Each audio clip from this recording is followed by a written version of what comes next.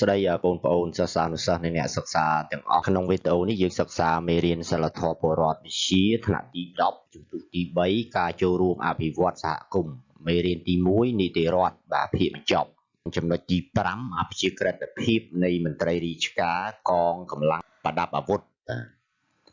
ចំណុច5.1អព្យាក្រឹតភាពនៃមន្ត្រីរាជការបាទនៅក្នុងចំណុចនេះសួរថាតើ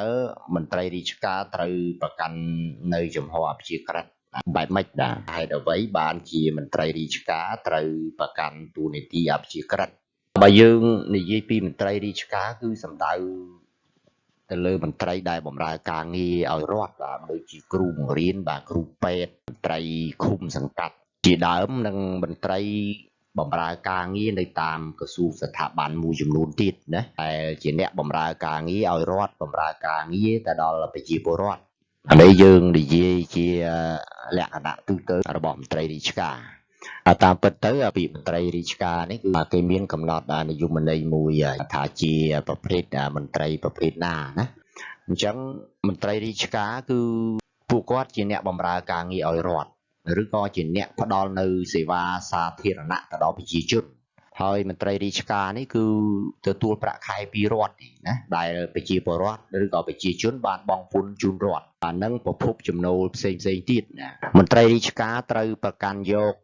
អព្យាក្រឹតភាពក្នុងសកម្មភាពការងារមុខតំណែងនិងហាមដាច់ខាតនៅការប្រើប្រាស់ការងាររបស់ខ្លួននិងសម្ភារៈរដ្ឋដើម្បីបម្រើផលប្រយោជន៍បុគ្គលឬក៏បព្វពួកខ្លួនឬក៏យកការងារបម្រើជាឧបករណ៍នយោបាយមន្ត្រីរាជការត្រូវផ្ដល់សេវាស្មើភាពគ្នាចំពោះអ្នកមកទទួលសេវាកម្មដោយមិនប្រកាន់វណ្ណៈពណ៌សម្បុរអ្នកមានអ្នកក្រឬក៏គណៈបកនយោបាយដោយពោលគឺបម្រើការងារក្នុងផលប្រយោជន៍រួមមិនមែនបម្រើផលប្រយោជន៍បុគ្គលឬក្រុមណាមួយបព្វពួកណាមួយឡើយណានេះគឺជាអព្យាក្រឹតភាពរបស់មន្ត្រីរាជការអញ្ចឹងមន្ត្រីរាជការបំពេញការងារគឺបម្រើឲ្យផលប្រយោជន៍រួមមិនមែនបម្រើឲ្យផលប្រយោជន៍បុគ្គលឬក៏បព្វពួកនយោបាយក្រុមណាមួយឡើយរាល់ការបំពេញការងាររបស់មន្ត្រីរាជការគឺត្រូវតែមានអព្យាក្រឹតភាពធ្វើការងារគឺដើម្បីបម្រើឲ្យផលប្រយោជន៍ទៅដល់ប្រជាពលរដ្ឋទូទៅបម្រើការងារជូនរដ្ឋចឹងការផ្ដល់នៅសេវាសាធារណៈទៅដល់ប្រជាជនគឺត្រូវតែផ្ដល់ឲ្យបានស្មើភាពគ្នាពេលដែលគាត់ធ្វើការងារបម្រើការងារជូនរដ្ឋគឺអត់មានការបែងចែកបព្វពួកអត់មានការបែងចែកវណ្ណៈអត់មានការរើសអើងទេហើយក៏មិនយកការងារមុខតំណែងរបស់ខ្លួនទៅបម្រើនៅក្នុងសកម្មភាពនយោបាយណាមួយទេអញ្ចឹងហើយបានជានៅក្នុងច្បាប់វិសាលខន្តិកៈរបស់មន្ត្រីរាជការស៊ីវិលមាត្រា3គេបានចែងថាមន្ត្រីរាជការត្រូវមានអព្យាក្រឹតភាពក្នុងសកម្មភាពការងារនិងហាមដាច់ខាតនៅការប្រើប្រាស់ការងាររបស់ខ្លួននិងសម្ភារៈរដ្ឋដើម្បីបម្រើផលប្រយោជន៍បុគ្គលឬក៏បព្វពួកខ្លួនឬក៏យកការងារបម្រើជាឧបករណ៍នយោបាយមន្ត្រីរាជការទាំងអស់ត្រូវទទួលខុសត្រូវទៅលើវិជ្ជាជីវៈរបស់ខ្លួនមានកំហុសខុសឆ្គងឬក៏បទល្មើសត្រូវទទួលទណ្ឌកម្មចឹងមន្ត្រីរាជការត្រូវតែទទួលខុសត្រូវទៅលើវិជ្ជាជីវៈរបស់ខ្លួនកាលណាប្រព្រឹត្តខុសទៅនឹងច្បាប់សហលេខន្តិកៈរបស់មន្ត្រីរាជការត្រូវតែមានទោសអញ្ចឹងយើងសួរថាតើហេតុអ្វីបានជាមន្ត្រីរាជការត្រូវប្រកាន់តួនាទីអព្យាក្រឹតយើងដឹងហើយថាមន្ត្រីរាជការនេះគឺជាអ្នកបម្រើជាតិបម្រើប្រជាពលរដ្ឋមិនមែនបម្រើផលប្រយោជន៍បុគ្គលឬក៏បព្វពួកនយោបាយក្រុមណាមួយទេពេលដែលគាត់ចូលទៅបំពេញការងារគេអត់មានការបែងចែកបព្វពួកនយោបាយទេហើយមួយទៀតមន្ត្រីរាជការនេះគឺជាកម្លាំងស្នូលរបស់ជាតិណាបម្រើការងារជូនជាតិមាតុភូមិអត់មានមន្ត្រីរាជការងារជូនជាតិទេគឺសង្គមជាតិហ្នឹងប្រទេសជាតិហ្នឹងគឺมันអាចរីកចម្រើនលូតលាស់ទៅបានដែររាល់ការងារទាំងអស់គឺជាការងារនៅក្នុងរដ្ឋមួយនៅក្នុងប្រទេសមួយទាំងមូលមិនមែនជាការងាររបស់បុគ្គលណាម្នាក់ទេគឺការងារបម្រើឲ្យប្រជាពលរដ្ឋទូទៅហើយមួយទៀតមន្ត្រីរាជការទទួលប្រាក់ខែពីរដ្ឋបានលុយនឹងមកពីណាលុយនឹងគឺបានមកពីប្រជាពលរដ្ឋជាអ្នកបង់ពន្ធជូនរដ្ឋអញ្ចឹងយើងទទួលប្រាក់ខែពីរដ្ឋទទួលប្រាក់ខែពីប្រជាជនយើងត្រូវបម្រើការងារឲ្យរដ្ឋបម្រើការងារឲ្យប្រជាពលរដ្ឋទូទៅមិនមែនយកការងារទូនាទីមុខតំណែងរបស់ខ្លួនទៅបម្រើឲ្យផលប្រយោជន៍បុគ្គលឬក៏បព្វពួករបស់ខ្លួនទេយើងមិនមែនជាមន្ត្រីរាជការយើងទៅធ្វើការងារឯកជននៅតាមក្រុមហ៊ុន យើងទទួលប្រាក់ខែពីក្រុមហ៊ុនពីបុគ្គលឯកជនអញ្ចឹងអាហ្នឹងយើងបម្រើការងារនៅក្នុងទូនាទីការងាររបស់យើងតែបើយើងជាមន្ត្រីរាជការយើងទទួលប្រាក់ខែពីរដ្ឋទទួលប្រាក់ខែពីប្រជាជនអញ្ចឹងយើងបម្រើការងារឲ្យប្រជាជនបម្រើការងារឲ្យរដ្ឋទីមួយទៀតមន្ត្រីរាជការនេះគឺជាអ្នកអនុវត្តគោលនយោបាយរបស់ជាតិអញ្ចឹងគោលនយោបាយរបស់ជាតិយើងដឹងហើយថាទីមានការងារដែលត្រូវអភិវឌ្ឍកសាងប្រទេសជាតិឲ្យរីកចម្រើនអ្នកដែលអនុវត្តគោលនយោបាយគឺមន្ត្រីរាជការនេះហើយដែលជាអ្នកធ្វើការងារទាំងអស់ហ្នឹងធ្វើយ៉ាងណាដើម្បីឲ្យប្រទេសជាតិមានការរីកចម្រើនផ្អែកទៅលើគោលនយោបាយរបស់ជាតិដែលបានដាក់ចេញហ្នឹងត្រូវធ្វើអីខ្លះទៅតាមផ្នែកទៅតាមវិស័យនីមួយៗណាអញ្ចឹងបម្រើការងារដើម្បីផលប្រយោជន៍រួមផលប្រយោជន៍ជាពលរដ្ឋផលប្រយោជន៍ប្រទេសជាតិមាតុភូមិរបស់ខ្លួនមិនមែនជាផលប្រយោជន៍របស់បុគ្គលណាមួយបកពួកណាមួយឬក៏ផលប្រយោជន៍ផ្នែកនយោបាយណាមួយទេនេះគឺជាមូលហេតុដែលមន្ត្រីរាជការត្រូវប្រកាន់យកនៅចំហអព្យាក្រឹតភាពនៅក្នុងចំណុច 5.1 នេះខ្ញុំនិយាយតែប៉ុណ្្នឹងចុះបាទឥឡូវយើងចូលទៅកាន់ចំណុចថ្មីមួយទៀតចំណុច 5.2 អព្យាក្រឹតភាពនៃកងកម្លាំងប្រដាប់អាវុធនៅក្នុងចំណុចនេះសួរថាតើកងកម្លាំងប្រដាប់អាវុធត្រូវប្រកាន់យកនៅចំហអព្យាក្រឹតភាពដូចម្ដេចហេតុអ្វីបានជាកងកម្លាំងប្រដាប់អាវុធត្រូវប្រកាន់យកអព្យាក្រឹតភាពកងកម្លាំងប្រដាប់អាវុធជាណាបាទតាក់ទងទៅនឹងកងកម្លាំងប្រដាប់អាវុធនេះក៏ជាមន្ត្រីដែលបម្រើការងារឲ្យរដ្ឋមួយដែរបម្រើការងារជូនជាតិណាប៉ុន្តែជាប្រភេទមន្ត្រីដែលកាន់អាវុធប្រដាប់ដោយអាវុធដោយយោធានឹងគឺជាកងកម្លាំងប្រដាប់អាវុធនិងមន្ត្រីផ្សេងទៀតដែលជាអ្នកទទួលខុសត្រូវនៅក្នុងការងារថាការពារជាតិតាមពិតទៅបើយើងផ្អែកទៅតាមនៃពាក្យកងកម្លាំងប្រដាប់អាវុធនេះមានន័យថាជាបន្សំរវាងកងទ័ពជើងគោកជើងទឹកនិងជើងអាកាសរបស់ប្រជាជាតិមួយបាទគឺសំដៅទៅលើយោធាឬក៏យោធិនហ្នឹងគឺជាកងកម្លាំងប្រដាប់អាវុធដែរត្រីពាក់ព័ន្ធមួយចំនួនទៀតដែលជាអ្នកទទួលខុសត្រូវការពារសន្តិសុខសម្រាប់ធ្នាប់សង្គមត្រូវប្រកាន់យកនៅចំហអព្យាក្រឹតភាពដូចទៅនឹងកងកម្លាំងប្រដាប់អាវុធដែលជាយោធិនឬក៏យោធាដូចគ្នាអញ្ចឹងតើកងកម្លាំងប្រដាប់អាវុធទាំងអស់ហ្នឹងត្រូវប្រកាន់យកនៅអព្យាក្រឹតភាពដូចម្ដេចកងកម្លាំងប្រដាប់អាវុធនេះជាកម្លាំងស្នូលរបស់ជាតិបាទពុំមែនជារបស់បុគ្គលឬក៏បកពួកនយោបាយណាមួយឡើយកម្លាំងប្រដាប់អាវុធជាអ្នករក្សាបូរណភាពដែនដីបាទការពារទឹកដីសន្តិសុខសម្រាប់ធ្នាប់សង្គមកងកម្លាំងនេះបាទមិនន័យថាកងកម្លាំងប្រដាប់អាវុធនេះជាកម្លាំងអព្យាក្រឹតធានាការពារផលប្រយោជន៍របស់សង្គមមិនអនុញ្ញាតឲ្យអ្នកណាម្នាក់យកឥទ្ធិពលទៅប្រើប្រាស់ក្នុងការរកស៊ីបោកប្រាស់គំរាមកំហែងឬក៏ទាញយកលាភសក្ការៈពីការប្រើប្រាស់អំណាចនេះបានទេកងយោធិនកងយោធិនកងយោធាណាបាទមានកាតព្វកិច្ចបម្រើជាតិបម្រើប្រជាជនស្របតាមលក្ខន្តិកៈពីលក្ខន្តិកៈនេះគឺវាមានន័យថាសេចក្តីកំណត់ខ្មែរយើងប្រើពាក្យនេះដោយសន្មតជាឈ្មោះលក្ខខណ្ឌច្បាប់សម្រាប់ក្រសួងរាជការឬក៏សម្រាប់សមាគមនីមួយៗដូចជាច្បាប់សហលក្ខន្តិកៈរបស់យោធិនច្បាប់សហលក្ខន្តិកៈរបស់មន្ត្រីរាជការស៊ីវិលជាដើមអញ្ចឹងក្នុងទូនីតិរបស់ខ្លួនមិនត្រូវប្រើមុខតំណែងរបស់ខ្លួននិងសម្ភារៈរដ្ឋបម្រើក្នុងសកម្មភាពនយោបាយណាមួយឡើយប្រកាន់យកនៅអព្យាក្រឹតភាពជាអ្នកដែលមានតួនាទីការពារទឹកដីការពារសន្តិសុខសម្រាប់ធ្នាប់សង្គមអញ្ចឹងមិនអាចយកតួនាទីការងាររបស់ខ្លួនទៅប្រើប្រាស់នៅក្នុងផ្លូវខុសដូចជាយកតួនាទីរបស់ខ្លួនទៅរកស៊ីបោកប្រាស់យកតួនាទីរបស់ខ្លួនទៅគំរាមកំហែងធ្វើបាបប្រជាពលរដ្ឋមិនបានទេកងកម្លាំងប្រដាប់អាវុធប៉ូលីសទាហានកងរាជអាវុធហត្ថនគរបាលនិងមន្ត្រីដែលប្រដាប់ទៅដោយអាវុធ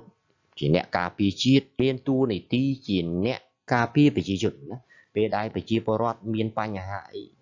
អសន្តិសុខការរំលោភបំពានធ្វើបាបឬក៏មានខ្មាំងសត្រូវ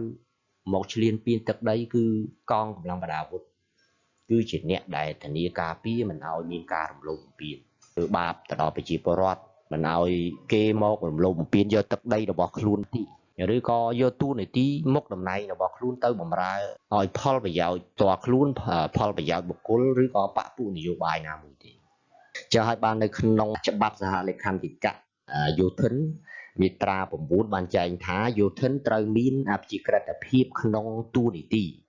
ក្នុងសកម្មភាពការងារគឺហាមឃាត់ការប្រើប្រាស់មុខងារនិងប្រើប្រាស់សម្ភារៈរដ្ឋដើម្បីបម្រើសកម្មភាពនយោបាយណាមួយហើយសូម្បីតែចូលរួមធ្វើបាតកម្មសម្ដែងមតិធ្វើកោតកម្មក៏គេហាមឃាត់ដែរនៅក្នុងច្បាប់សហលេខន្តិកៈរបស់យោធាអញ្ចឹងយោធាមិនអាចទូនីតិការងាររបស់ខ្លួនមុខតំណែងរបស់ខ្លួនសំបីតែសម្ភារៈរបស់រដ្ឋយកទៅបម្រើនៅក្នុងសកម្មភាពនយោបាយណាមួយគឺខុសអញ្ចឹងកងកម្លាំងប្រដាប់អាវុធមានកាតព្វកិច្ចបម្រើការងារជូនជាតិជូនប្រជាពលរដ្ឋការពារប្រជាពលរដ្ឋសួរថាតើហេតុអីបានជាកងកម្លាំងប្រដាប់អាវុធ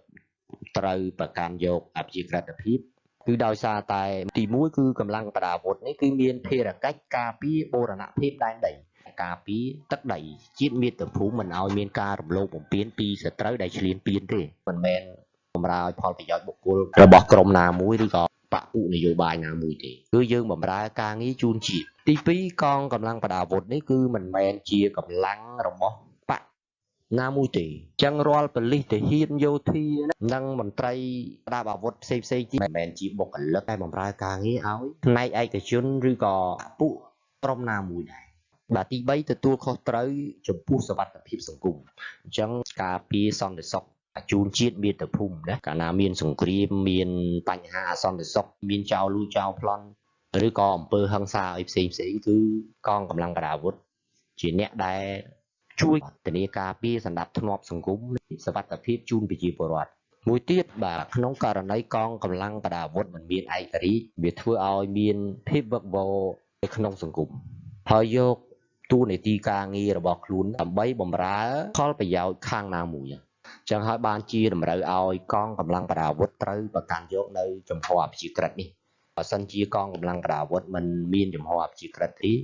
អាចយកការងារទូនីតិរបស់ខ្លួនទៅបម្រើការងារការពារផលប្រយោជន៍បពុណាមួយក្រុមណាមួយឬក៏ផលប្រយោជន៍បុគ្គលជាដើមមកចឹងទៅអញ្ចឹងទាំងអស់នេះគឺជាអ្វីដែលកងកម្លាំងប្រដាប់អាវុធត្រូវប្រកាន់យកនៅចំហអព្យាក្រឹតភាពនៅក្នុងទូនីតិមុខតំណែងរបស់ខ្លួនដើម្បីការពារជាតិទឹកដីការពារសន្តិសុខសុវត្ថិភាពសណ្ដាប់ធ្នាប់សង្គមជូនដល់ប្រជាពលរដ្ឋធ្វើការងារបម្រើជាតិបម្រើឲ្យផលប្រយោជន៍រួមណាមិនមែនបម្រើឲ្យផលប្រយោជន៍បុគ្គលឬក៏បពុនយោបាយណាមួយទេបាទអញ្ចឹងនៅក្នុងចំណុច 2.5 នេះខ្ញុំនិយាយតែប៉ុណ្្នឹងចុះបាទឥឡូវយើងចូលទៅកាន់ចំណុចថ្មីមួយទៀតចំណុចទី6ឯករាជ្យភាពនៃអង្គចៅក្រមអញ្ចឹងនៅក្នុងចំណុចនេះសួរថាតើដើម្បីឲ្យមានយុត្តិធម៌ក្នុងសង្គមតើចៅក្រមត្រូវប្រកាន់អេរិយាបថឬក៏ទូនីតិដូចម្តេចខ្លះយើងដឹងហើយថាចៅក្រមនេះគឺជាអ្នកកាត់ក្តីជាអ្នកស្វែងរកយុត្តិធម៌ឯករាជ្យភាពគឺបានន័យថាយើងមិនចំណុះឲ្យបុគ្គលណាម្នាក់អញ្ចឹងអំណាចតុលាការនេះគឺជាអំណាចដែលឯករាជ្យធានាសិទ្ធិសេរីភាពជូនប្រជាពលរដ្ឋនិងជំរះក្តី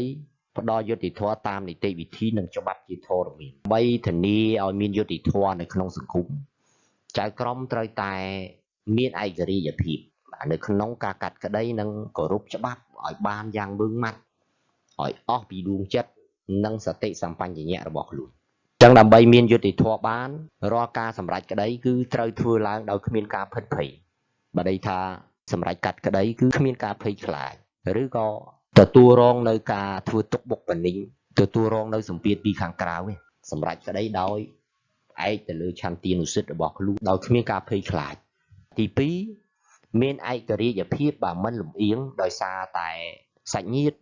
គូទំនាស់ឬក៏ឥទ្ធិពលអ្នកនយោបាយអញ្ចឹងចៅក្រមត្រូវតែមានឯករាជ្យភាពនៅក្នុងការកាត់ក្តីមិនលំអៀងដោយសារតែអ្នកនេះជាសាច់ញាតិឲ្យឈ្នះឬក៏អ្នកនោះជាគូទំនាស់របស់ខ្លួនណាដែលខ្លួនមិនស្រឡាញ់ចូលចិត្តត្រូវតែឲ្យចាញ់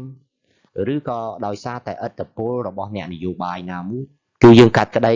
ដោយភាពលំអៀងនោះទេទី3បាទមិនត្រូវកាត់ក្តីតាមការគៀបសង្កត់ពីអ្នកមានអំណាចចៅក្រមគឺត្រូវតែកាត់ក្តីដោយយុត្តិធម៌មិនផ្អែកទៅតាមការគៀបសង្កត់ការបង្គាប់បញ្ជាពីអ្នកមានលួយមានអំណាចកាត់ក្តីត្រូវឯកទៅតាមនីតិវិធីនិងច្បាប់ជាធរមានទី4បាទមិនត្រូវអគតិដោយសារលៀបសការៈឬក៏ផលប្រយោជន៍ផ្ទាល់ខ្លួនចៅក្រម កាត់ក្តីត្រូវតែមានយុត្តិធម៌ធ្វើដោយភាពត្រឹមត្រូវត្រូវមានសតិសម្បញ្ញៈគោរពច្បាប់ឲ្យបានម៉ឺងម៉ាត់មិនត្រូវយកការងាររបស់ខ្លួនទៅធ្វើដើម្បីទទួលបាននូវផលប្រយោជន៍លៀបសក្ការៈមាសប្រាក់អំណាចបុណ្យស័ក្តិមិនត្រូវអកតេដោយសារតែលៀបសក្ការៈទាំងអស់នោះទេពីអកតេហ្នឹងបានន័យថាសេចក្តីលំអៀងបាទលំអៀងព្រោះស្រឡាញ់បាទលំអៀងព្រោះស្អប់លំអៀងព្រោះល្ងងពំយល់ការខុសត្រូវលំអៀងព្រោះខ្លាចអំណាចបុណ្យស័ក្តិឬក៏ខ្លាចចិត្តគេណាទី5បាទត្រូវមានហេតុផលគ្រប់គ្រាន់នៅក្នុងការសម្រេចក្តីបាទន័យថារាល់ការសម្រេចក្តីចៅក្រមត្រូវតែមានហេតុផលច្បាស់លាស់ទី6ជំរះក្តីត្រូវផ្ដល់យុត្តិធម៌ចំពោះជនរងគ្រោះនិងដាក់ទោសជនដៃដល់តាមច្បាប់ដែលបានចែងបាទដាក់ទោសទៅដល់ជនដែលជាអ្នកប្រព្រឹត្តខុសទៅនឹងច្បាប់កុំឲ្យរួចខ្លួនត្រូវផ្ដល់នៅយុត្តិធម៌ទៅឲ្យជនរងគ្រោះឬក៏ត្រូវដាក់ទោសទៅដល់ជនដៃដល់គឺយើងត្រូវធ្វើទៅតាមនីតិវិធីច្បាប់ទាំងអស់នេះគឺជាអ្វីដែលចៅក្រមត្រូវតែមាននៅឯករាជ្យភាពនៅក្នុងការកាត់ក្តីបែបទៅតាមនីតិវិធីនិងច្បាប់ជាធរមានដើម្បីឲ្យមានយុត្តិធម៌នៅក្នុងសង្គមមួយនៅក្នុងប្រទេសមួយបាទអញ្ចឹងនៅក្នុងចំណុចទី6នេះខ្ញុំនិយាយតែប៉ុណ្្នឹងចុះបាទអញ្ចឹងមេរៀនរបស់យើងនៅក្នុងវីដេអូនេះមានតែប៉ុណ្្នឹងទេគឺចប់ហើយសូមបងប្អូនសិស្សានុសិស្សនិងអ្នកសិក្សាទាំងអស់រងចាំទស្សនានិងសិក្សាមេរៀនថ្មីនៅវីដេអូលើក្រោយជាបន្តទៅទៀតបាទ